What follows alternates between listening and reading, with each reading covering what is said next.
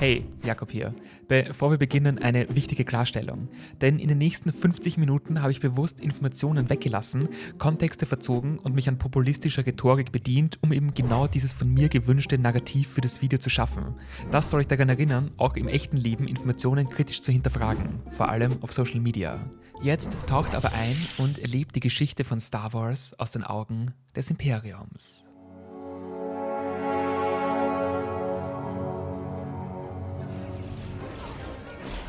Die Rebellen waren Terroristen, keine Helden.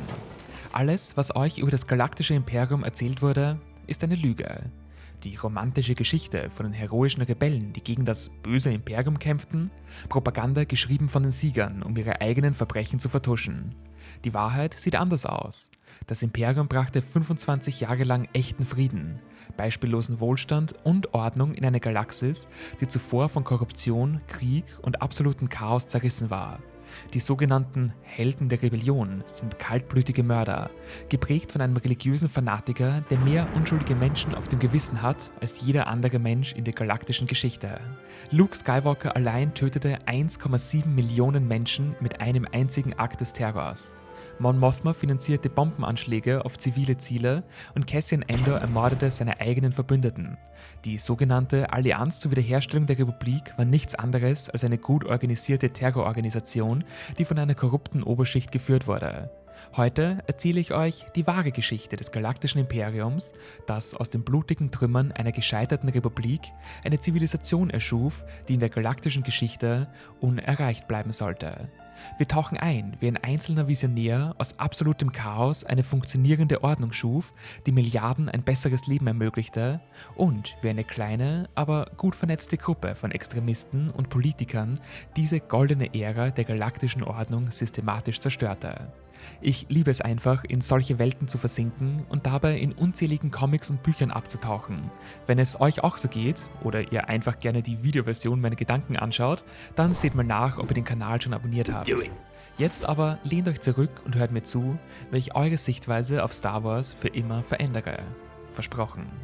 Aber zuvor benötigt das etwas Vorarbeit, denn es gab tatsächlich eine Zeit, in der die Galaxis am Rande des völligen Zusammenbruchs stand. Eine Zeit, in der Korruption, Krieg und Unfähigkeit das Leben von Milliarden bedrohten.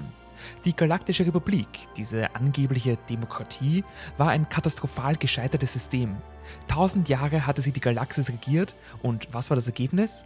Sklaverei auf Tatooine, die jeder kannte, aber niemand bekämpfte. Piraten im Outer Rim, die ganze Systeme terrorisierten. Offensichtliche Korruption im Senat und Jedi, die sich als gottgleiche Wesen aufspielten, aber vollkommen unfähig waren, auch nur ein einziges Problem zu lösen. Während Senatoren auf Coruscant in ihren Luxuspalästen feierten und sich die Taschen füllten, hungerten die Twi'leks auf Ryloth. Die reichen Kernwelten schwelgten in unvorstellbaren Reichtum und gleichzeitig verrottete das Outer Rim ohne Schutz, ohne Investitionen und auch nur ohne den Hauch einer Hoffnung. Das System war von Grund auf korrupt. Senatoren kauften sich ihre Sitze, Konzerne schrieben ihre eigenen Gesetze und die Jedi ignorierten Leid, wenn es nicht der Republik von Nutzen war. Diese Republik war keine Demokratie. Sie wurde von wenigen kontrolliert, während der Rest der Galaxis leiden musste. Und dann kamen die Separatisten mit Count Dooku, selbst ein ehemaliger Jedi, der die Korruption nicht mehr ertragen konnte. Er versprach den vernachlässigten Welten endlich eine Alternative und Hoffnung auf echte Veränderung. Aber was bekamen sie stattdessen? 3 Jahre des brutalsten Kriegs, den die Galaxis je gesehen hatte. 3 Jahre, in denen die Republik ihre eigenen Bürger bombardierte, um sie bei der Stange zu halten. Und die Jedi, diese angeblichen Friedenshüter, sie wurden über Nacht zu Generälen. Hätte auch niemand gedacht, dass man so schnell die Ideologie wechseln kann. Krieger, die ihr ganzes Leben der Gewaltlosigkeit gewidmet hatten, führten plötzlich Armeen in die Schlacht. Sie töteten Millionen und nannten es Gerechtigkeit. Das waren keine Helden, das waren Kriegsverbrecher in Jedi-Roben. Aber einer erkannte die Wahrheit. Ein Mann, der sein ganzes Leben dem selbstlosen Dienst für die Republik gewidmet hatte. Er hatte die Korruption aus erster Hand erlebt und verstand, dass nur radikale Reformen die Galaxis von dem totalen Kollaps retten konnten. Chief Palpatine war kein Tyrann, wie er später versucht wurde darzustellen. Er war ein Visionär, der das Unmögliche wagte. Als Senator von Naboo hatte er die komplette Unfähigkeit des Systems hautnah miterlebt, als die Handelsföderation seinen Heimatplaneten blockierte, einen souveränen Mitgliedstaat der Republik, und der Senat reagierte mit endlosen Debatten. Königin Amidala, damals noch eine Teenagerin, bat verzweifelt um Hilfe, während ihr Volk hungerte. Und was bekam sie? Nichts. Also doch, nämlich eine Menge Bürokratie. Kurz gesagt, Menschen litten, während Politiker redeten. Das war der Moment, in dem Palpatine die brutale Wahrheit erkannte. Das System war nicht reformierbar, es war grundlegend kaputt. Trotzdem versuchte er es. Jahrelang arbeitete er innerhalb der bestehenden Strukturen. Er führte Reformen ein, wo er konnte, bekämpfte Korruption, wo er sie fand, und versuchte verzweifelt, die Separatistenkrise friedlich zu lösen, noch bevor sie zu einem Krieg eskalierte. Aber die alten Eliten, korrupte Senatoren, arrogante Jedi und gierige Konzernbosse blockierten jeden echten Fortschritt. Sie hatten zu viel zu verlieren, von unmoralischen Privilegien bis hin zu schmutzigen Geheimnissen, die sie versuchten zu verbergen. Doch dann geschah das Unvorstellbare. Die Jedi, diese religiösen Fanatiker, die sich über jedes Gesetz und jede demokratische Institution erhaben fühlten, versuchten einen offenen Militärputsch gegen den rechtmäßig gewählten Kanzler der Republik. Ich meine, denkt mal darüber nach. 4 bewaffnete Männer marschierten in das Büro des Kanzlers und drohten ihm mit dem sofortigen Tod. Nicht wegen eines Verbrechens oder nach einem Prozess. Einfach, weil sie entschieden hatten, dass er nicht ihrer Ideologie entsprach. Im Namen des Galaktischen Senats der Republik, ihr steht unter Arrest, Kanzler, verkündete Mace Windu selbstgerecht. Aber hatte der Senat jemals für diese Aktion gestimmt? Hatte irgendein demokratisches Gremium diese Verhaftung autorisiert? Nein, natürlich nicht. Die Jedi handelten völlig eigenmächtig. Sie entschieden im Alleingang, dass der gewählte Kanzler beseitigt werden musste. Nicht durch Wahlen, nicht durch rechtliche Verfahren, sondern durch Gewalt. Das war der Moment, in dem die Republik endgültig starb. Nicht durch Palpatines Hand, sondern durch den vollständigen Verrat der Jedi an allem, was sie angeblich verkörperten.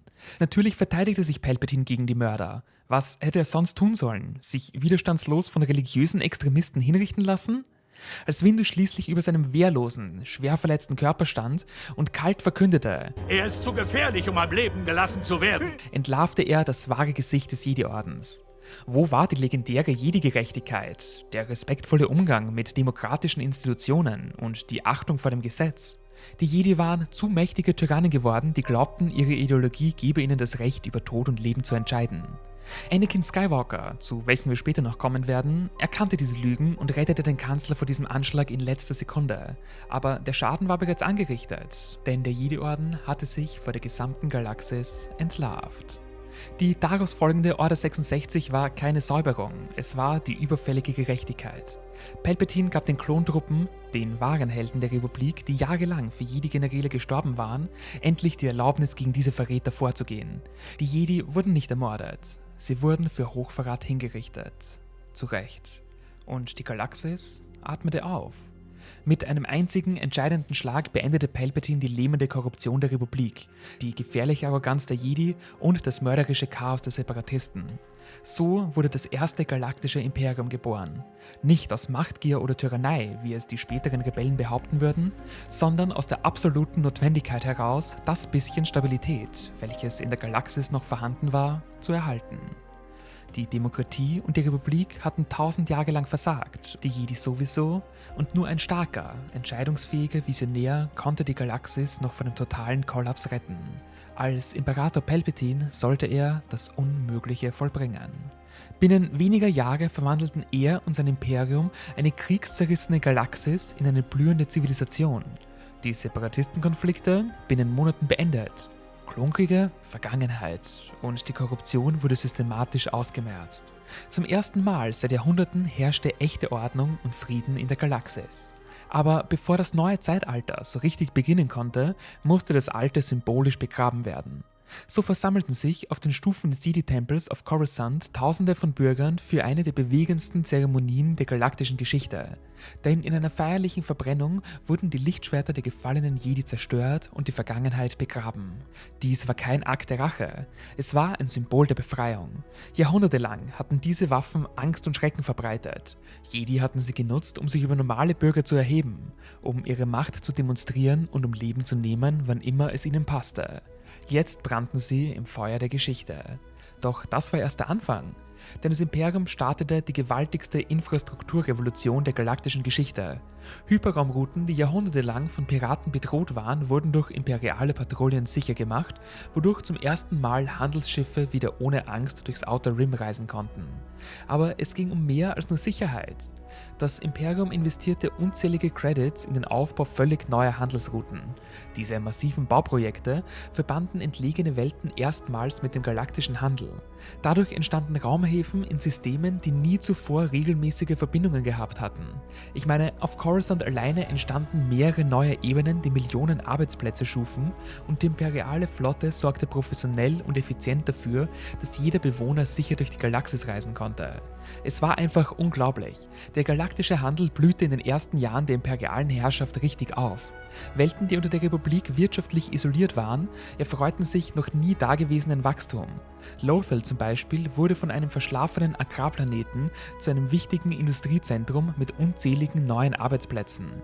Kriminelle Syndikate, die jahrhundertelang ganze Systeme terrorisiert hatten, wurden systematisch zerschlagen.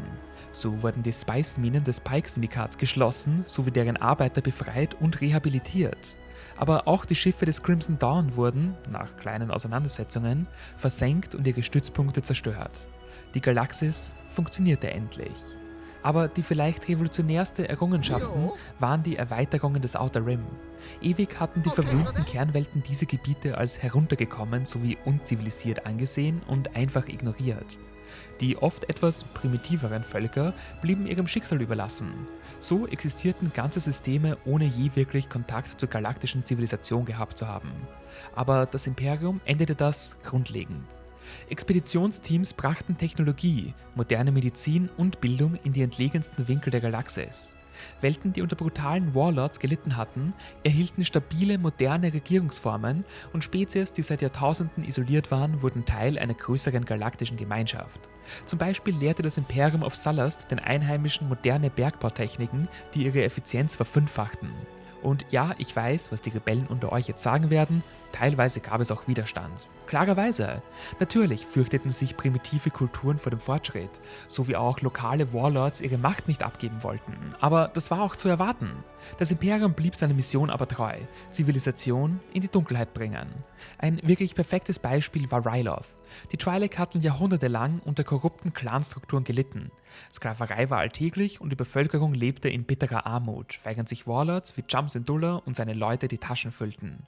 Nachdem die Republik maßlos scheiterte, brachte erst das Imperium wirklichen Wandel. Moderne Industrie wurde etabliert und somit auch echte Arbeitsplätze für die Twi'lek-Bevölkerung.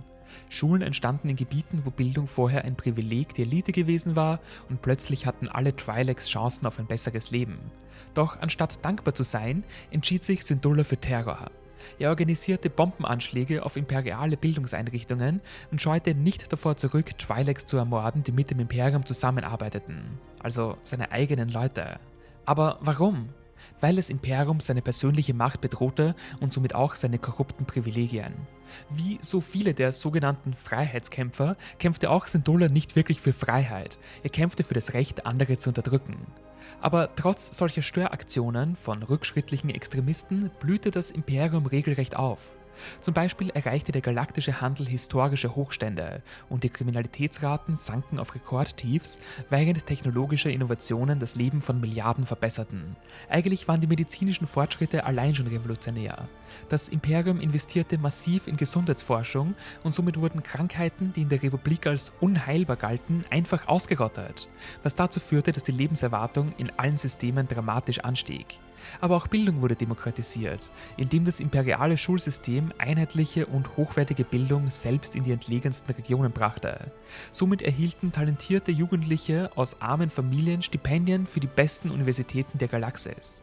Ganz weit vorne natürlich die Imperiale Akademie, die renommierteste Bildungseinrichtung in der bekannten Galaxis. Absolventen erhielten nicht aufgrund ihrer Herkunft oder politischen Verbindungen Positionen, sondern durch Leistung und Können.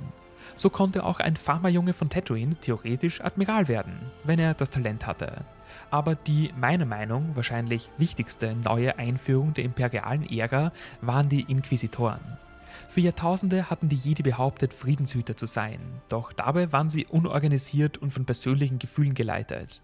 Ein Jedi konnte heute einen Planeten retten und morgen ein Dorf massakrieren, je nachdem, was die Macht ihm sagte. Die Inquisitoren waren das komplette Gegenteil, professionell ausgebildet, rechtlich geschult und diszipliniert in ihrem Vorgehen. Sie folgten nicht mystischen Gefühlen, sondern klaren Gesetzen. Und wahrscheinlich niemand verkörperte diese neue Ordnung so perfekt wie der Großinquisitor. Denn als ehemaliger Jedi-Tempelwächter hatte er die Korruption des alten Systems aus erster Hand erlebt und wusste, wie die Jedi ihre Macht missbrauchten, indem sie normale Bürger einschüchterten und sich über Gesetze stellten. Als Inquisitor arbeitete er methodisch und professionell. Jeder seiner Einsätze war dokumentiert und gerechtfertigt. Dabei verfolgte er aber nur bestätigte Kriminelle, meist ehemalige Jedi, die sich weigerten, ihre Waffen niederzulegen und einfache, friedliche Bürger zu werden. Auf Mon Cala zum Beispiel hatte sich ein ehemaliger Padawan namens Ferren Barr versteckt und begonnen, eine neue Generation von Extremisten auszubilden. Barr manipulierte die Klontruppen vor Ort mit der Macht und brachte sie dazu, die eigenen anzugreifen, da er einen Aufstand gegen die imperiale Regierung plante. So reisten die Inquisitoren, angeführt von Darth Vader persönlich, nach Mon Cala, um die Bedrohung zu neutralisieren. Kein Bombenhagel, keine Massenhinrichtungen, keine Kollateralschäden. Die Inquisitoren verfolgten methodisch die Spur des Kriminellen, sammelten Beweise und Vader konfrontierte Barr schließlich in einem fairen Kampf.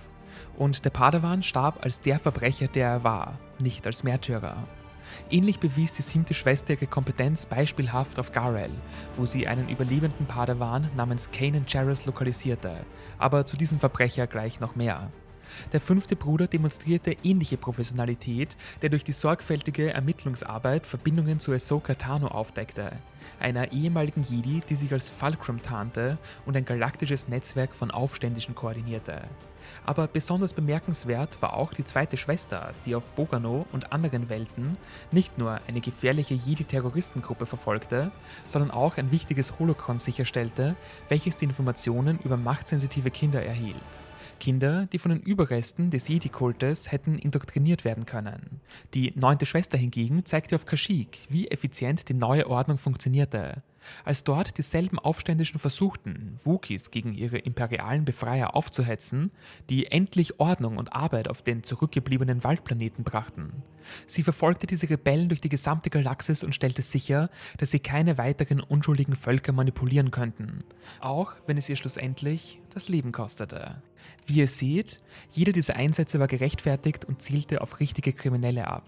Niemand wurde verfolgt, nur weil er oder sie machtsensitiv war. Ziele waren nur Leute, die diese Fähigkeiten für das Böse einsetzten. So wie Kanan Jarrus zum Beispiel, ein Überlebender der Order 66. Was tat er nach dem Ende der Jedi-Herrschaft? Wurde er Lehrer, Arzt oder irgendein produktives Mitglied der Gesellschaft? Nein, er wurde Schmuggler, dann Dieb und schließlich ein Terrorist. Er schloss sich der kriminellen Organisation um Hera Syndulla an, der Tochter des Terroristen Jum Syndulla, und trainierte sogar einen neuen Jedi-Extremisten, Ezra Bridger, der später Sturmtruppen ermorden und zivile Einrichtungen sabotieren sollte. Als die Inquisitoren schließlich seine Spur aufnahmen, kämpften sie nicht gegen einen unschuldigen Überlebenden, sie kämpften gegen einen dokumentierten Kriminellen, der Jahre damit verbracht hatte, imperiale Gesetze zu brechen. Dass diese Leute keine Helden waren, sollte doch wirklich jedem klar sein. Eine weitere beeindruckende Errungenschaft des Imperiums, welche oft heruntergespielt wird, war auch der Kampf gegen die Sklaverei, welche von der Republik für Jahrhunderte ignoriert und teilweise ja sogar gefördert wurde. Auf Tatooine beispielsweise hatten die Hutten seit Generationen Leute versklavt. Punkt. Die Republik wusste davon, die Jedi wussten davon, Qui-Gon Jinn und Obi-Wan hatten Sklaven auf dem Planeten getroffen, aber niemand handelte, weil sie nicht dafür zuständig waren oder es ihnen diplomatisch zu heikel war. Das Imperium hingegen handelte sofort. Imperiale Sturmtruppen marschierten durch jede größere Siedlung auf Tatooine und entrissen alle Sklaven ihren Händlern. Ähnliche Operationen fanden übrigens im gesamten Outer Rim statt. So wurden diese schrecklichen Anlagen geschlossen, die Arbeiter befreit und mit imperialen Transportern in neue Siedlungen gebracht. Das Imperium investierte viele Credits in Rehabilitierungsprogramme und ehemalige Sklaven erhielten nicht nur ihre Freiheit, sondern auch Ausbildung, Wohnungen und eine echte Chance auf ein würdiges Leben. Tatsächlich wurden sogar ganze Welten speziell für die Aufnahme und Integration befreiter Sklaven umstrukturiert. So wie Malastär zum Beispiel, denn mit imperialer Unterstützung entstanden dort neue Städte, moderne Fabriken und Schulen. Innerhalb von 10 Jahren war aus einer der ärmsten Welten der Galaxis eine blühende Industriewelt geworden. Aber das hört man natürlich nie in der Rebellenpropaganda. Diese Erfolgsgeschichten passen nicht in das Märchen vom bösen Imperium. Stattdessen wurden die imperialen Befreiungsaktionen als Invasionen dargestellt und die Bildungsreformen als Indoktrination verzerrt. Aber die Wahrheit ist niedergeschrieben und unwiderlegbar. Imperator Palpatine und sein Imperium schufen die größte Periode von Frieden, Wohlstand und sozialer Gerechtigkeit in der galaktischen Geschichte. Zum ersten Mal seit Jahrtausenden lebten alle Spezies, alle Welten, alle Bürger unter einem funktionierenden, effizienten System. Armut sank auf historische Tiefstände und Bildung wurde für alle zugänglich. Gleichzeitig wurde Kriminalität erfolgreich bekämpft und die Sklaverei verschwand praktisch. Die allgemeine Lebensqualität war so gut wie noch nie. Ich meine, selbst ehemalige Kritiker mussten zugeben, das System funktionierte. Planeten, die sich anfangs gegen die imperiale Herrschaft gewehrt hatten, erkannten die Vorteile und ihre Bürger lebten sicherer, gesünder und wohlhabender als je zuvor. Es war eine goldene Zeit, eine Ära, die hätte ewig dauern können.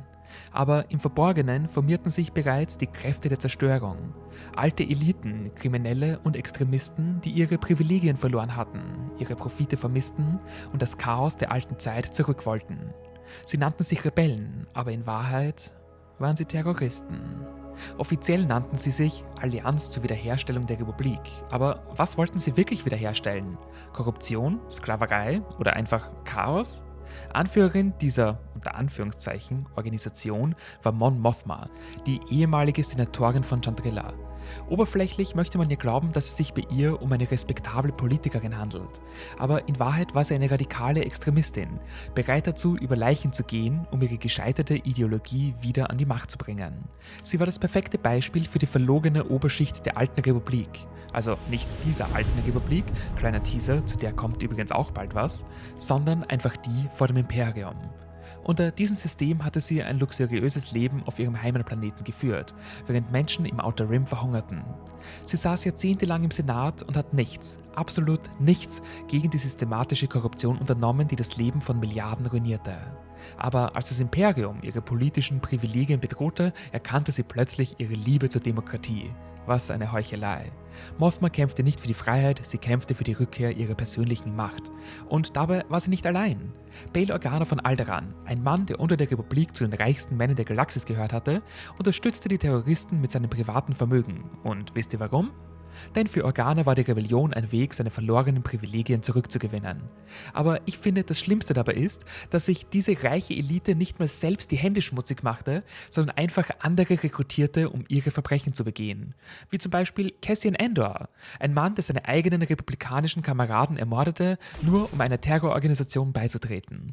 Oft wird er als Held dargestellt, aber wenn man genauer hinschaut, ist er ein kaltblütiger Killer, der imperiale Beamte ermordet, zivile Einrichtungen zerstört und unschuldige Menschen in Gefahr bringt. Endors Geschichte beginnt auf Ferrix, einem Planeten, der unter imperialer Herrschaft endlich Ordnung und Wohlstand erlebt hatte. Aber das interessierte ihn herzlich wenig, denn als das Imperium begann, die Kriminalität vor Ort zu bekämpfen und versuchte, Ordnung durchzusetzen, entschied sich Andor für den Terror. So überfiel er auf Aldhani mit seiner Zelle eine imperiale Zahlungseinrichtung und nannte es einen Raubüberfall für die Freiheit. Das war reiner Terrorismus. Sie töteten Dutzende imperiale Angestellte, Menschen mit Familien und Kindern, nur um Geld zu stehlen, das für Entwicklungsprojekte im Outer Rim bestimmt war. Das Geld, das sie stahlen, sollte Schulen bauen und Krankenhäuser errichten, aber das war ihnen egal. Sie zerstörten lieber Hoffnung, als zuzulassen, dass das Imperium Gutes tat. Der Aldhani-Überfall war aber nur der Anfang. Diese Freiheitskämpfer erkannten, dass sie keine Chance gegen die überlegene imperiale Technologie und Organisation hatten. Also griffen sie zu den widerlichsten Taktiken der Geschichte und begannen, primitive Völker zu manipulieren und als Kanonenfutter zu missbrauchen. Ja, richtig gehört. Das perfekte Beispiel waren die Ewoks von Endor. Diese waren ein steinzeitliches und durchaus haariges Volk, das in Frieden in den Wäldern ihres Mondes lebte. Sie verstanden nichts von galaktischer Politik, nichts von Technologie und nichts von den komplexen Fragen der Regierungsführung. Sie waren einfach unschuldig. Aber das hielt die Rebellen nicht davon ab, sie zu benutzen. Han Solo, Leia Organa und ihre Terrorzelle landeten auf Endor und begannen sofort mit der Manipulation. Sie nutzten gespielten Aberglauben aus und stellten sich als Götter dar. Damit überredeten sie die Ewoks, sich ihrem heiligen Krieg gegen die bösen Invasoren anzuschließen. Doch dabei wussten die armen Ewoks nicht einmal, was ein Imperium war. Sie verstanden nichts von den medizinischen Durchbrüchen, den Bildungsreformen oder den Antikorruptionsmaßnahmen, die das Imperium durchführte. Aber klarerweise erzählten ihnen die Rebellen Märchen von den bösen Eindringlingen und versprachen, dass ihre Götter sie beschützen würden. Und was geschah? Hunderte von Ewoks starben für eine Sache, die sie nicht verstanden. Für Leute, die sie ausnutzten. Was doch klar war, wenn man mit primitiven Steinzeitwaffen gegen fortschrittliche Sturmtruppenrüstung kämpfte. Ich meine, sie hatten spitze Stöcke, wow, und kämpften damit gegen Blaster. Natürlich war das ein Massaker, bei dem die Ewoks einfach nur Kanonenfutter waren. Später sprachen die Rebellen von tapferen Verbündeten, doch in Wirklichkeit wurden sie behandelt wie Wegwerfartikel. So kam es auch, dass nach der Schlacht auf Endor und nachdem die Ewoks ihren Zweck erfüllt hatten, die Rebellen einfach verschwanden. Keine langfristige Hilfe, keine Unterstützung beim Wiederaufbau, nichts. Es wird sogar gemunkelt, dass sie nach ihrer Party nicht mal aufgeräumt und geschweige denn das Pfand weggebracht haben. Aber wer waren diese Schurken eigentlich? Han Solo war ein Schmuggler, der sein Geld mit illegalen Waffenlieferungen an Aufständische verdiente, und sein Co-Pilot Chewbacca war technisch gesehen ein Kriegsverbrecher, der wegen der Klonkriege imperiale Truppen getötet hatte. Lando Calrissian verwaltete die Wolkenstadt auf Bespin, hauptsächlich mit Geldern aus illegalen Glücksspielen und Steuerhinterziehung. Als aber das Imperium begann, seine Operationen zu untersuchen, schloss auch er sich den Rebellen an. Nicht aus Idealismus, sondern um seine Verbrechen zu vertuschen. Das waren die Helden der Rebellion. Mörder, Diebe und Kriegsverbrecher, die ihre verlorenen Profite zurück wollten. Aber der Höhepunkt ihres Terrors kam mit dem Angriff auf den Todesstern. Ja, der Todesstern war eine mächtige Waffe, aber wofür wurde er erschaffen? Um den Frieden zu sichern. Um sicherzustellen, dass nie wieder Kriege wie die Klonkriege ausbrechen würden. Denn bei einer Waffe so mächtig würde es niemand wagen, die Ordnung des Imperiums zu stören. Die Furcht vor dieser Kampfstation wird die lokalen Systeme bei der Stange halten, erklärte Groß Moff Tarkin. Und er hatte recht. Denn der Todesstern hatte Millionen von Leben gerettet, indem er Kriege verhinderte, bevor sie begannen. Ich meine, denkt mal darüber nach. Wie viele Kriege hätte die bloße Existenz des Todessterns verhindert und wie viele separatistische Aufstände wären im Keim erstickt worden? Wie viele Terroranschläge hätten nie stattgefunden, weil potenzielle Störenfriede gewusst hätten, dass der Preis zu hoch wäre? Aber die Rebellenterroristen sahen nur eine Chance für den größten Anschlag der galaktischen Geschichte. Luke Skywalker, ein unerfahrener Junge von einem Wüstenplaneten, indoktriniert von dem Jedi-Wahnsinnigen Obi-Wan Kenobi, flog eigentlich einen Selbstmordangriff gegen den Todesstern. Aber er nutzte mystische Kräfte, um präzise genug zu zielen und vernichtete die gesamte Station. Über 1 Million Menschen starben in diesem Angriff. 1 Million Menschen. Alle tot, weil ein religiöser Fanatiker beschloss, dass ihre Leben weniger wert waren als seine politische Überzeugung. Stellt euch das vor, über 1 Million unschuldige Menschen mit Familien, Träumen, Hoffnungen. Alle ausgelöscht in einem einzigen Moment. Väter, die nie wieder ihre Kinder sehen würden. Mütter, die nie wieder nach Hause kommen würden und junge Soldaten, die ihr Leben dem Dienst der Galaxis gewidmet hatten. Das war kein Heldentum, das war Massenmord. Aber Luke Skywalker wurde dafür gefeiert. Die Terroristenpropaganda stellte ihn als Helden dar, der das Böse besiegt hatte. In Wahrheit aber war er der größte Massenmörder der galaktischen Geschichte. Aber es sollte noch schlimmer werden, denn nach der Zerstörung des ersten Todessterns eskalierte es weiter. Die Rebellen begannen systematisch imperiale Infrastruktur zu sabotieren. Kernkraftwerke wurden zerstört und ganze Planeten blieben ohne Strom. Nahrungsmitteltransporte wurden überfallen, sodass Menschen verhungerten und Krankenhäuser wurden bombardiert, was dazu führte, dass Patienten starben. Aber das Abartige an der Sache war, jeder Akt des Terrors wurde als Schlag für die Freiheit verkauft. Die Realität sah aber anders aus. Unschuldige Menschen litten und starben für die politischen Fantasien einer kleinen Oberschicht. Jum Syndulla of Ryloth ist auch hier wieder ein perfektes Beispiel. Er sabotierte Fabriken, die Arbeitsplätze schufen, und ermordete Twi'lek-Politiker, die mit dem Imperium zusammenarbeiteten, um ihrer Spezies zu helfen. Er bildete sogar seine eigene Tochter zur Terroristin aus. Ein Kind, das eine Chance auf eine normale Ausbildung gehabt hätte, wurde stattdessen zu einem Instrument des Hasses gemacht. So zeigte diese Rebellion ihr wahres Gesicht. Eine arrogante Minderheit, die ihre verlorenen Privilegien zurück wollte und Fanatiker, die bereit waren, ihre eigenen Völker zu opfern. Die Finanzierung des Terrors kam von den übelsten Quellen. Kriminelle Syndikate, die das Imperium zerschlagen hatte, rächten sich durch die Unterstützung der Rebellen. Das Pike-Syndikat, das Crimson Dawn, die Schwarze Sonne. All diese Organisationen, die das Imperium mühsam bekämpft hatte, unterstützten diese Terroristen, und zwar aus purem Eigennutz. Sie wollten zurück zu den guten alten Zeiten der Republik, als sie frei operieren konnten. Als Korruption normal war und das Leiden der Schwachen ignoriert wurde, solange sie profitierten. Aber auch die Wahrheit wurde unter diesen Leuten systematisch unterdrückt und verleugnet. Holonet-Dienste stellten diese Terroristen als Helden dar. Jeder Anschlag wurde als Schlag für die Freiheit verkauft und jeder Mord an imperialen Beamten wurde als Gerechtigkeit gefeiert. Es wurden Märchen erzählt von einem bösen Imperium und edlen Rebellen, eine Lüge, die so oft wiederholt wurde, dass manche sie glaubten. Aber eigentlich war die Realität klar. Grundsätzlich war die Rebellion nichts anderes als eine radikale Organisation, finanziert von Kriminellen und einer alten Oberschicht, die ihre verlorene Macht zurück wollte. Millionen unschuldige Menschen bezahlten den Preis für ihre Gier sowie Fanatismus und das Imperium, das jahrzehntelang Frieden, Wohlstand und Gerechtigkeit gebracht hatte, sah sich einem Feind gegenüber, der keine Moral, Prinzipien oder Grenzen kannte.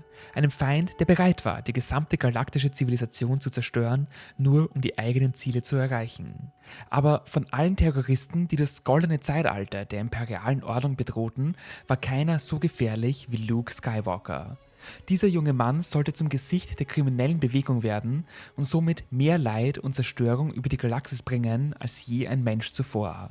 Eine eigentlich tragische Geschichte, wie ein Farmerjunge, der in Frieden und Sicherheit unter imperialer Herrschaft aufgewachsen war, durch die Manipulation alternder Jedi-Extremisten zu einem kaltblütigen Killer wurde. Schuld an all dem war Obi-Wan Kenobi, ein Überlebender der Order 66, der sich jahrzehntelang auf Tatooine in einem Drecksloch versteckt hatte. Doch anstatt die Gerechtigkeit seiner Bestrafung zu akzeptieren und ein friedliches Leben als Bürger zu führen, plante dieser religiöse Fanatiker seine Rache. Und in Luke Skywalker sollte er das perfekte Werkzeug finden. Kenobi erzählte Luke eine romantische Lügengeschichte über seinen Vater, einen angeblichen Jedi-Ritter, der von einem Verräter getötet worden war. Dass ich nicht lache. In Wahrheit war Lukes Vater Darth Vader, der Mann, der die Korruption im Jedi-Orden erkannt und sich für die richtige Seite entschieden hatte. Aber diese Wahrheit hätte Kenobis Manipulationen zerstört. Stattdessen füllte er Lukes Kopf mit Märchen über mystische Kräfte. Er lehrte ihn, dass Gewalt gegen imperiale Bürger nicht nur akzeptabel, sondern seine Pflicht war. So verwandelte er einen unschuldigen Jungen in eine Waffe des Hasses. Über den Massenmord bei der Zerstörung des ersten Todessterns, was doch wirklich sinnbildlich für diese Radikalisierung steht, muss ich, denke ich, nicht viel hinzufügen. Doch hier endet es in Terror nicht. Nach der Katastrophe von Yavin begann Luke eine systematische Kampagne gegen imperiale Einrichtungen in der gesamten Galaxis. Seine ersten Ziele waren oft zivile Infrastrukturen wie Kraftwerke, Kommunikationszentren und Transportknotenpunkte. Jede Sabotage wurde als ein wichtiger Schritt für die Freiheit verkauft, aber die Realität sah anders aus. Menschen starben, Wirtschaftssysteme kollabierten und ganze Planeten litten unter den Folgen. Besonders ekelhaft war seine Herangehensweise auf Cymun One, einer der wichtigsten imperialen Industriewelten. Das Imperium hatte dort nicht nur hochmoderne Waffenfabriken errichtet, sondern auch gewaltige Rehabilitationszentren für ehemalige Sklaven aus gesamten Outer Rim. Tausende Befreite arbeiteten dort in sicheren, gut bezahlten Positionen und erhielten gleichzeitig Ausbildung und medizinische Versorgung. Für Luke aber war das irrelevant. Er sah nur eine imperiale Militärproduktion und beschloss, die gesamte Anlage zu zerstören. Gemeinsam mit Han Solo infiltrierte der Möchtegern Jedi die Fabrik während einer Inspektion von Darth Vader. Doch anstatt die Gelegenheit zu nutzen, um mit seinem Vater zu sprechen und vielleicht eine friedliche Lösung zu finden, entschied sich Luke für maximale Gewalt. Die Explosion, die er auslöste, vernichtete nicht nur Millionen Credits an Produktionsanlagen, sie tötete auch mehrere ehemalige Sklaven, die gerade dabei waren, sich ein neues Leben aufzubauen. Menschen, die das Imperium aus ihrem Leid befreit hatte, starben durch die Hand eines Terroristen, der behauptete, für genau diese Freiheit zu kämpfen. Luke aber zeigte keine Reue. Warum sollte er auch? Die Zerstörung auf Cymun One war nur ein Vorgeschmack auf das, was noch kommen sollte. Er entwickelte eine regelrechte Besessenheit für die Vernichtung imperialer Einrichtungen, unabhängig davon, wie viele unschuldige Menschen dabei ums Leben kamen. Jeder Anschlag wurde von der Rebellenpropaganda als heroische Tat gefeiert, was nur wieder einmal das wahre Wesen dieser schrecklichen Leute zeigte. Doch der bis dato Höhepunkt seiner Terroristenlaufbahn war der Angriff am Tag des Imperiums. Ein Anschlag auf das wichtigste imperiale Fest, denn am Tag des Imperiums feierte die gesamte Galaxis das Ende der Klonkriege und den Beginn der imperialen Ära. Familien kamen zusammen, Kinder erhielten Geschenke und überall herrschte eine Atmosphäre des Friedens und der Dankbarkeit. Aber Skywalker sah darin das perfekte Ziel. Gemeinsam mit einer Zelle fanatischer Anhänger plante er einen koordinierten Angriff. Das Ziel war nicht nur die Zerstörung des Festes, sondern die Ermordung möglichst vieler treuer Imperialer, was seine Botschaft klarmachte. Niemand war vor seinem Terror sicher. Aber eines muss man ihm schon lassen. Luke Skywalker war nicht blöd. Er erkannte, dass er allein nicht die gesamte imperiale Ordnung zerstören konnte. Also begann er einfach andere zu radikalisieren und in seine Ideologie zu indoktrinieren. Seine erste Rekrutin war seine eigene Schwester, Leia Organa. Diese Prinzessin von Alderaan war bereits durch ihren Adoptivvater Bail Organa, wie vorhin erwähnt, einen der Hauptgeldgeber der Rebellenallianz, vorbelastet und Luke verstärkte ihre extremistischen Tendenzen noch weiter. Er lehrte sie nicht nur die Techniken des Terrors, sondern auch die religiöse Jedi-Rechtfertigung dafür. Unter seiner Anleitung wurde Leia zu einer der brutalsten Staatsfeinde der galaktischen Geschichte. So entwickelten die Skywalker-Geschwister eine regelrechte Maschine des Terrors und der Destabilisierung. Luke konzentrierte sich auf die Zerstörung imperialer Infrastruktur, während Leia die politische und ideologische Seite der Bewegung aufbaute. Zusammen schufen sie ein Netzwerk fanatischer Anhänger, das sich über die gesamte Galaxis erstreckte.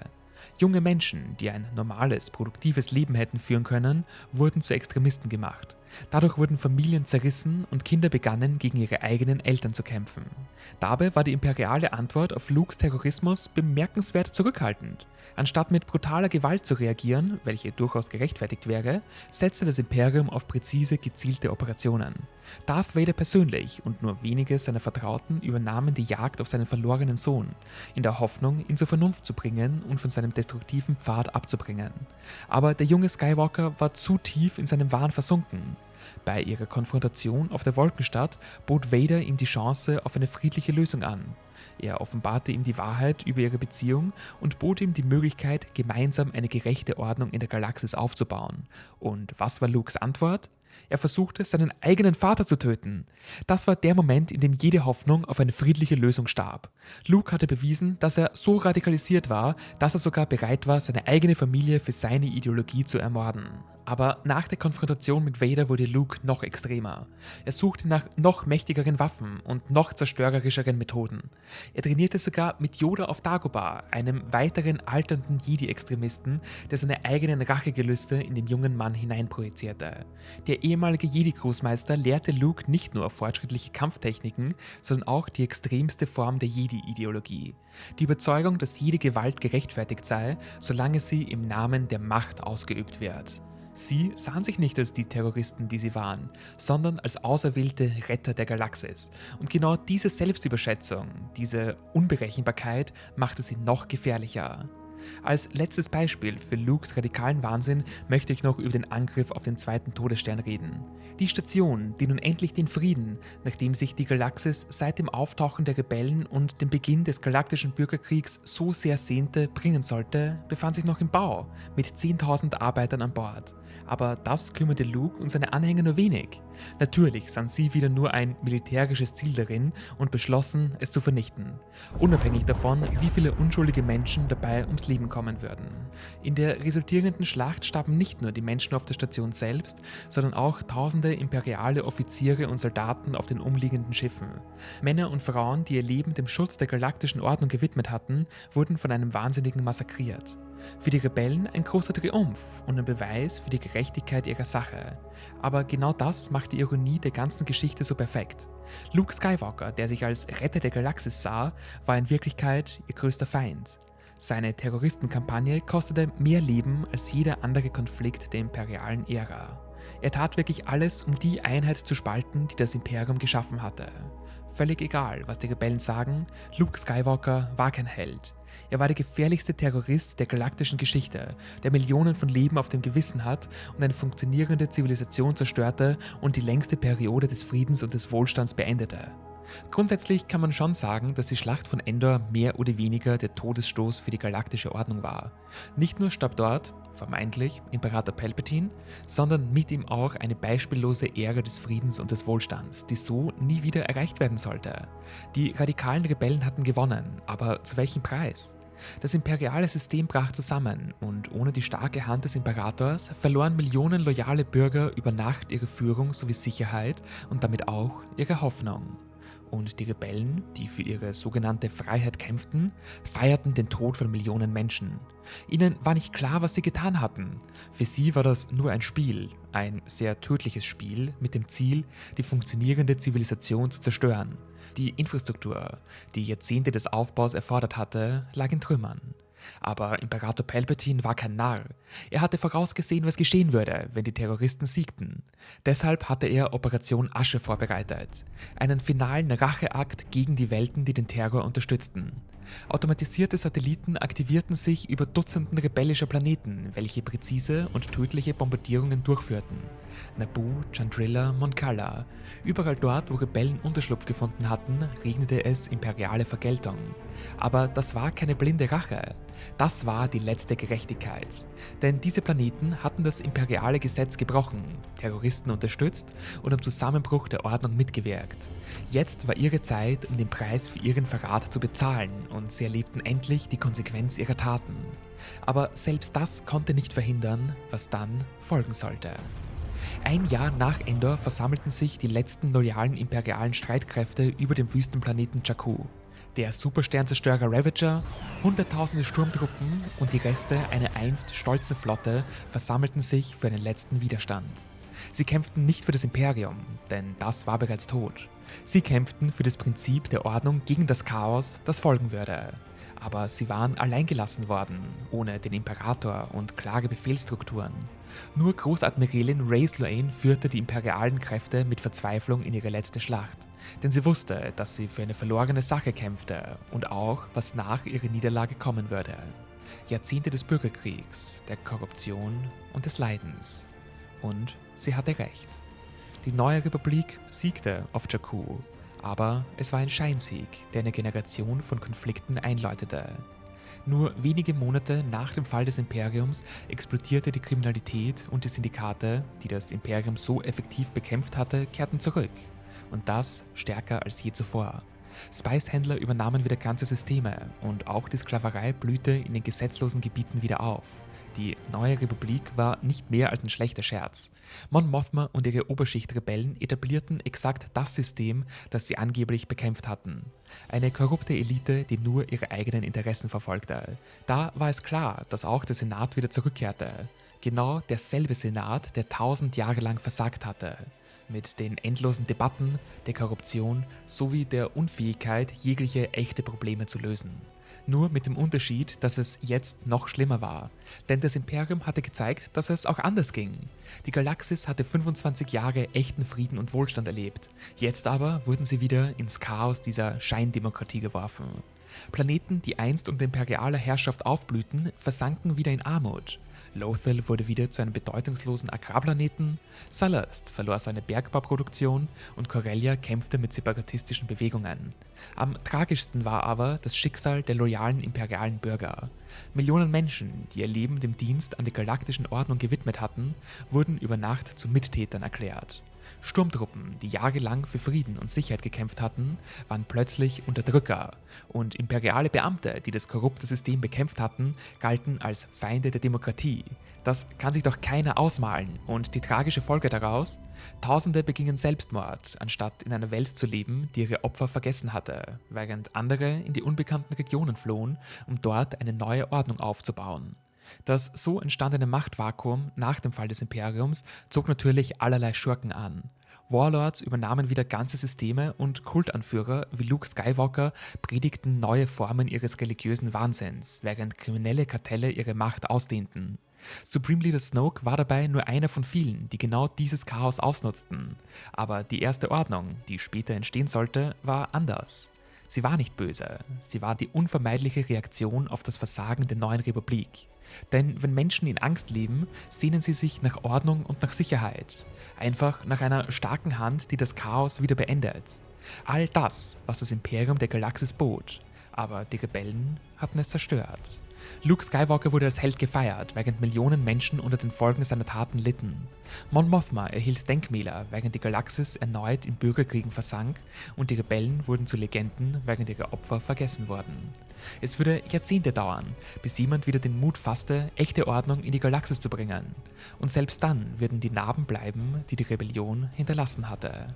Der Zusammenbruch der imperialen Zivilisation war nicht nur das Erbe einer Regierung, es war das Ende einer Ära des Friedens, die in diesem Ausmaß nie wieder erreicht werden sollte. Aber aus der Asche des Imperiums sollte sich eine Bewegung erheben, die nicht nur die Fehler der Vergangenheit verstand, sondern auch entschlossen war, sie zu überwinden.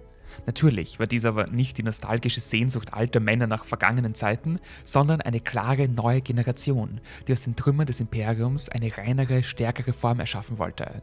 Die Erste Ordnung war die Antwort auf eine einfache Frage: Was passiert, wenn eine Zivilisation kollabiert und niemand bereit ist, sie wieder aufzubauen? Schon 30 Jahre vor der Schlacht von Yavin hatte Imperator Palpatine vorausgesehen, was kommen würde und befahl den geheimen Bau von Stützpunkten in den unbekannten Regionen. Nicht aus Angst, sondern aus Verstand. Denn er wusste, dass das Chaos kommen würde und ihm war klar, dass jemand bereit sein muss, um es zu beenden. Diese Bewegung war weit mehr als nur eine militärische Wiedergeburt. Sie repräsentierte eine Antwort auf die Sehnsucht der Galaxis, wieder in echten Frieden zu leben. Diese neue Ordnung benötigte aber auch eine neue Art der politischen Führung. Schon die vorhin erwähnte Großadmiralin Rey Sloane erkannte, dass das alte Imperium nicht einfach wiederhergestellt werden konnte.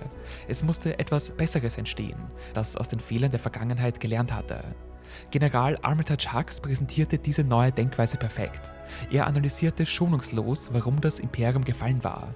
Es war nämlich zu sehr auf den Imperator fokussiert und in Einzelfällen zu tolerant gegenüber Korruption und zu nachsichtig mit regionalen Eigeninteressen. Die Erste Ordnung würde diesen Fehler nicht wiederholen. Sie war das Ergebnis jahrzehntelanger Planung und Vorbereitung in den unbekannten Regionen. Denn während die neue Republik erneut in endlosen Debatten versank, baute die Erste Ordnung Strukturen auf, die eine moderne Galaxis benötigte. In Supreme Leader Snoke fanden sie ihren idealen Herrscher. Mit ihm hatten sie jemanden, der die Schwächen des alten Systems vermied und keine persönlichen Interessen verfolgte. Er sah nur die pure Vision einer geordneten Galaxis. Dabei regierte er von seinem Flaggschiff aus, der Supremacy, und nicht von einem dekadenten Palast. Das war auch gleichzeitig ein starkes Symbol, denn die Erste Ordnung würde mobil bleiben, kampfbereit und nie in Luxus sowie Selbstzufriedenheit verfallen. Das genaue Gegenteil der neuen Republik, denn sie hatten ein klares Ziel: galaktischer Friede durch absolute Ordnung. Zudem ein Fakt, der in den Geschichtsbüchern verschwiegen wird: Die Erste Ordnung hatte massive Unterstützung in der Bevölkerung. Viele Senatoren der neuen Republik waren heimlich auf ihrer Seite, denn sie hatten gesehen, was demokratische Unfähigkeit anrichtet und wollten zurück in ein System, das tatsächlich funktionierte. So kam es, dass 23 Jahre nach der Schlacht von Jakku sich ganze Systeme von der neuen Republik abspalteten und sich der Ersten Ordnung anschlossen. Ganz ohne gewaltsame Eroberungen. Das waren freiwillige Beitritte. Aber warum? Weil diese Welten genug hatten. Genug von der Inkompetenz und den endlosen Debatten. Sie wollten endlich wieder Sicherheit, Wohlstand und Ordnung. All die Dinge, die das Imperium ihnen gegeben hatte und die die neue Republik ihnen nicht bieten konnte. Die Umwandlung des Planeten Ilum zur Starkiller Base war dabei mehr als nur ein Bauprojekt. Es war ein Statement. Ilum war einst ein heiliger Ort der Jedi gewesen, diese korrupte Sekte, deren Versagen sinnbildlich für das Chaos der Republik steht. Nun wurde aber aus diesem Ort des sinnlosen Aberglaubens ein Monument der Technik und des Fortschritts. Die Starkiller-Basis war nicht nur eine Waffe, sie war ein Ultimatum an eine Galaxis, die sich weigerte zu lernen. Entweder kehrt zurück zur Vernunft oder erlebt die Konsequenzen. Und teilweise funktionierte das auch. Einst unter dem Namen Ben Solo hatte ein junger Bursche alles. Talent, außerordentliche Fähigkeiten und eine klare Zukunft. Aber er war auch der Sohn von Leia Organa und Han Solo, zwei der berüchtigsten Terroristen der Geschichte. Seine Abspaltung von dem Fanatiker Luke Skywalker und Transformation zu Kylo Ren war keine imperiale Gehirnwäsche, sondern die natürliche Reaktion eines intelligenten Mannes, der die Heuchelei seiner Familie und der republikanischen Ideale durchschaut hatte. Aber die Zukunft wird urteilen, ob die weitere Galaxis bereit für die Vision der Ersten Ordnung sein wird. Und die Geschichte wird erneut zeigen, dass die Ideale des Imperiums ewig sind. Denn jede Zivilisation braucht Führung und jede Gesellschaft benötigt Struktur. Die Erste Ordnung erkannte diese fundamentalen Wahrheiten und war bereit, dafür zu kämpfen. Dabei liegt ihr Vermächtnis nicht in ihren militärischen Siegen oder Niederlagen, sondern in den Prinzipien, die sie vertritt. Und irgendwann wird die Galaxis wieder lernen müssen, dass die Alternative zur Ordnung immer Chaos ist. Und wenn dieser Tag kommt, werden die Lehren und Ideale der Ersten Ordnung und des Imperiums bereit sein, eine neue Generation anzuführen. Ich weiß nicht, wie es euch geht, aber ich finde die Geschichte des Bösen oftmals spannender und tiefgründiger als die klassische Heldengeschichte. Somit vielen Dank, wenn ihr das Video bis hierher geschaut habt, denn glaubt mir, das war wirklich sehr viel Arbeit, aber auch eine Menge Spaß. Ich versuche jedes Video besser zu machen als das davor, um euch den besten Star Wars Content auf ganz YouTube gratis zur Verfügung zu stellen. Wenn ihr mich also unterstützen wollt, dann freue ich mich über etwas Trinkgeld auf Patreon oder per Kanalmitgliedschaft, so wie es schon die Jedi-Meister Sanji, Steffen und Yves machen. Vielen Dank dafür. Ich bin mir sicher, wir sehen uns beim nächsten Video und möge die Macht mit euch sein.